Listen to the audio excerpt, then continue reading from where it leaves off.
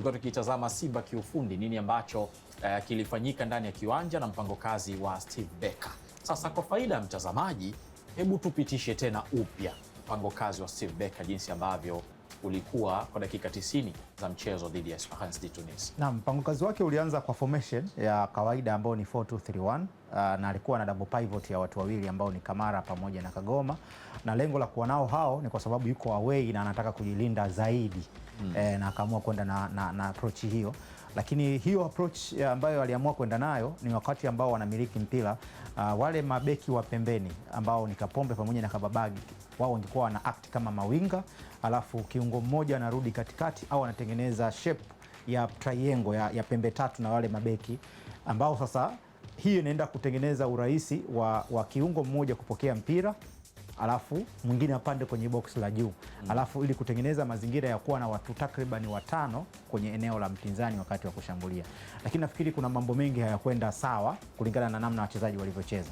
Kwanza ni siku ya Kapombe yenyewe haikuwa siku yake nzuri kazini, kwa hiyo hakuwa na tabia yake ya kawaida ya kupanda sana. Mara nyingi alikuwa anacheza below the average ya nusu ya uwanja wake. Mantikio ilikuwa inapunguza idadi ya watu wa kushambulia, lakini pia ilikuwa ni siku ambayo Mpanzu alikuwa na bato yake yeye pamoja na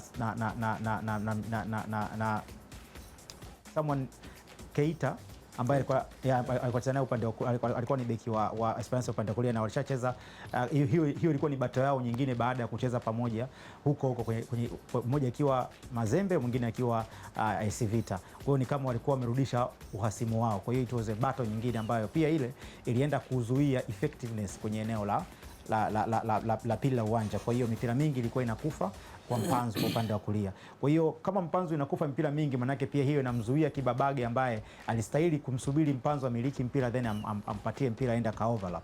Kwa hiyo hiyo ni sehemu ya kwanza ambayo iliua, na sehemu nyingine ni kwenye hawa viungo wawili wote hawana tabia ya kwenda kwenye box la juu ili kuongeza idadi na kumsaidia namba 10 ili waweze kufikisha mpira kirahisi kwenye upande wa pili. Kwa hiyo kawa kuna gap kubwa au nafasi kubwa kati ya viungo wawili ambao ni pivots pamoja na attacking midfielder mmoja. Hii sasa ikamlazimu kipindi cha kwanza Kinda Morris Abraham kurudi sana chini. Sasa kirudi chini manake average ya timu inacheza zaidi kwenye eneo lao na sio kwenye eneo la mpinzani, na mshambuliaji Soa akawa yuko isolated peke yake, na ndio maana hata wakati goli linatokea, kwa mtu ambaye anakumbuka vizuri, goli lile pasi ile ilipigwa na beki wakati ambayo ndio ilienda kutengeneza kama assist kwa goli ambalo lilitokea, na kwenye yale maeneo Soa alichelewa kwenda kuweka pressure kwenye ule mpira. Katika kuchelewa kwake ndipo beki aliamua kwenda kupiga ule mpira na kaenda kutengeneza bao. Kwa hiyo kulikuwa kuna tatizo kubwa kwa Simba kwenye maeneo kukosa idadi ya watu na nafasi zilikuwepo, na hiyo ilikuwa ni shida kubwa sana kwa Simba. Na kipindi cha pili mwalimu alifanya mabadiliko, yes, lakini katika mabadiliko yake aliyofanya still hakutibu tatizo mama ambalo lilikuwepo kwenye kiungo. Alikuja kufanya hivyo dakika za mwisho kabisa, jambo ambalo pia haikuwa inaweza kawa na msaada mkubwa kwa sababu tayari Simba ilikuwa iko nyuma, na baada ya hapo nadhani Esperance pia walibadilisha approach yao kwamba sasa hatutamiliki mpira, tutawaruhusu Simba wamiliki mpira alafu sisi tutumie counter attack kama sehemu ya kwenda kuwadhuru Simba. Kwa nafikiri mpango mkakati wake haukuwa mbaya, lakini nafikiri personnel, aina ya watu waliokuwa nao pia hawakufanya yale ambayo yalitarajiwa na kufanya kwenye kikosi. Na inawezekana pia moja kati ya kitu kigumu ambacho anakipitia sasa hivi Steve Barker ni kufanya majaribio kwa sababu nimemwona Mapinduzi, nimemwona pia ile ya Mtibwa, nimemwona pia mechi ya Esperance de Tunis. Yes, mechi mbili tu ndio mechi rasmi, na zote nimemwona kama anajaribu hasa kwenye eneo la kushambulia. Amepewa nafasi wengi, amepewa Mwangosi, amepewa nafasi aliondoka Steve, amepewa kwenye hilo Mwalimu pia kwenye mechi ya Mtibwa alipewa nafasi. Kibu Dennis pia mechi iliyopita amepewa nafasi. Mwalimu ni kama bado anajaribu kwenye hilo eneo na kuna kitu pengine anakitafuta, lakini kama anakiona kwa Mwalimu kuliko hawa watu wengine, kwa sababu baada ya kuingia Mwalimu nikaanza kuona mabeki wa timu pinzani walikuwa busy kidogo, na ikanifikirisha pia hata kwenye mechi ya Mtibwa nilimwona alikuwa msumbufu zaidi kuliko hawa wengine ambao wamebaki. Sasa swali langu la msingi ni kwamba bado Steve Barker ana mtihani wa kujaribu nani atakamilisha mpango wake. Ndio mtihani aliokuwa nao sasa. na ni mkubwa, na ni kwa sababu nafikiri ni kwa sababu pia anajua yeye bado hajastahili kuitwa kocha mzuri. Kocha mzuri ni pale anapofanikiwa kuifanya timu yake icheze vizuri kuliko wachezaji wake ambao wanawapanga. Sema ndio anaeleweka vizuri. Yaani timu icheze vizuri kuliko mchezaji mmoja mmoja. Sivyo? Kocha mzuri anatambulika pale ambapo mchezaji mbovu anakuwa mzuri, mchezaji mzuri anakuwa bora, na mchezaji bora anakuwa yuko huru sasa kuonyesha uwezo wake.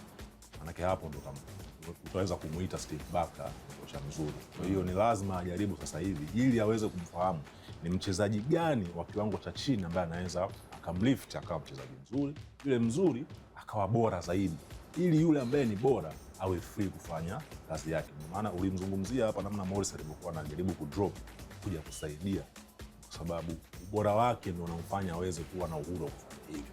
Lakini waloko nyuma yake ambao wanaonekana kuwa ni average wakipata muda mzuri wa kuwa bora, maanake sasa wakikaa na kocha kwa muda wa kutosha wakamwelewa kile ambacho anakihitaji, na katika ule ubora wao wa kawaida ukapanda juu zaidi, maanake watu kama kina Morris, watu kina Jonathan Soa tutaona impact yao, kwa sababu wanafanya vitu vingi ambavyo pengine sio ya ulazima wao kuvifanya, lakini kwa sababu wao wanatakiwa kuwa team players wanalazimika kusaidia katika baadhi ya maeneo ambayo wengine hawatakiwi kuwepo. Kwa hiyo kwa sasa hivi ni kawaida kwake yeye kujaribu ili aweze kutengeneza timu ambayo itacheza vizuri, lakini sio mchezaji mmoja awe mzuri. Timu unapaswa ionekane na cheza vizuri. Mimi nimepata mashaka kwa sababu Simba chini ya makocha wengine wote ilionyesha tatizo moja tu, kufunga. Ilikuwa inaonyesha hilo tatizo. Timu sasa chini ya Steve Barker haina uhatari. Nini kimetokea? Na nafikiri ndo kama ambavyo nimezungumza, ukitaka timu itengeneze nafasi at least jaribu kufanya wachezaji wakaribiane. Ukitengeneza distance kati ya mchezaji mmoja na mwingine, maana yake hata kufikisha mipira itakuwa ni ngumu. Kama mtu ambaye jana ameangalia mpira pia, Simba wamecheza long balls nyingi sana ambao sio sehemu ya mpira wao. Maana yake wale viungo wanakaa chini sana. Kwa hiyo inabidi ili kufikisha mpira mbele lazima wapige mipira mirefu. Sasa ile mipira mirefu ambao wanapiga inaenda kutengeneza mazingira ambayo mchezaji wa Simba lazima agombanie na wachezaji ambao wawili au zaidi ambao tayari anakuwa wamezidiwa idadi kwenye eneo la kule mbele. Kwa nafikiri kuna sehemu ambayo namuelewa mwalimu, kwa sababu mwalimu pia hafahamu vizuri kuhusu wachezaji, na ndio maana mara kibao wanasema kubadilisha mwalimu mara kwa mara kunatengeneza mazingira magumu sana kwa timu, kwa sababu kama mwalimu haifahamu timu inakuwa ni kazi ngumu sana. Kama mwalimu anaifahamu timu ni rahisi, kwa sababu anakuwa anajua nitachukua kipande hiki nitaweka hapa na hapa na hapa. Lakini kama mwalimu haifahamu timu kabisa, maana yake anafanya majaribio kila wakati. Nafikiri baadaye anaweza akaja na solution kwamba hawa viungo lazima niweke kiungo mmoja acheze alafu mwingine amsubiri nje, kwa sababu wote wanafanana tabia. Nafikiri akishafikia hatua hiyo tutaona na chances zinatengenezwa zaidi.